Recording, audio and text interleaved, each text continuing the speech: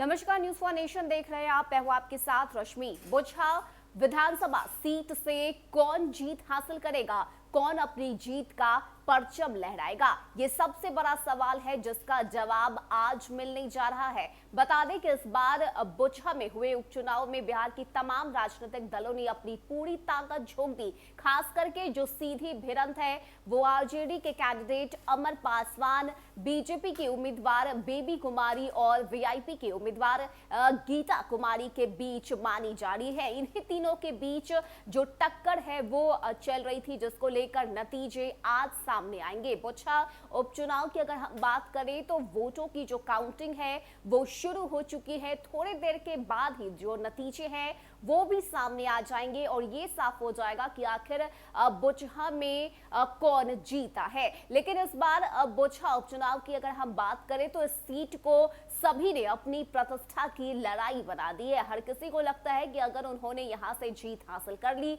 तो आगे के लिए उनका राजनीतिक सफर जो है वो आसान हो जाएगा।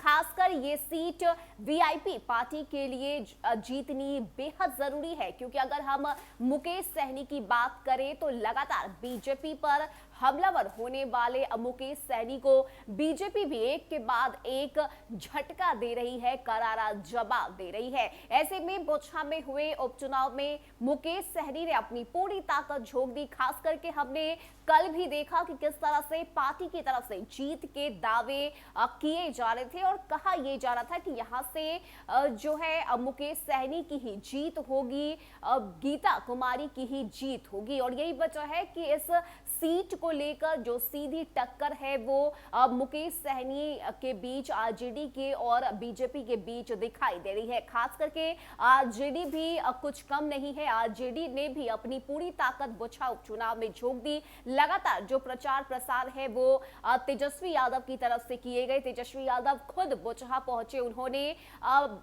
खास करके सत्ता पक्ष पर जमकर उन्होंने निशाना साधा और ये बताया कि अगर उनकी यहां से जीत होती है तो आगे वो किस तरह से बुचहा की जनता के लिए काम करेंगे, विकास के काम करेंगे। और यही वजह है कि यहां से आरजेडी के लिए भी जीत जो है वो काफी मायने रखती है। अब बात अगर हम बीजेपी की करें तो बीजेपी भी बुचहा की सीट से जीत के दावे ठोक रही है। खुद हमने वो तस्वीरें देखी जब सीएम नीतीश कुमार बुचहा पहुंचे और उन्होंने अब बीजेपी की कैंडिडेट बेबी कुमारी के लिए चुनावी प्रचार किया, उनके लिए वोट भी मांगा। यानी कि ये बुचहा की सीट भले ही एक सीट पर हुआ उपचुनाव हो, लेकिन इस उपचुनाव ने बिहार की राजनीति की सरगर्मी बढ़ा दी है। और यही वजह है कि अब हर किसी की निगाहें नतीजे पर टिकी हुई है कि आखिर नतीजा क्या आएगा। जैसे ही नतीजे सामने आएंगे, बुचहा से जो कुछ भी तस्वीरें देखने को मिलेगी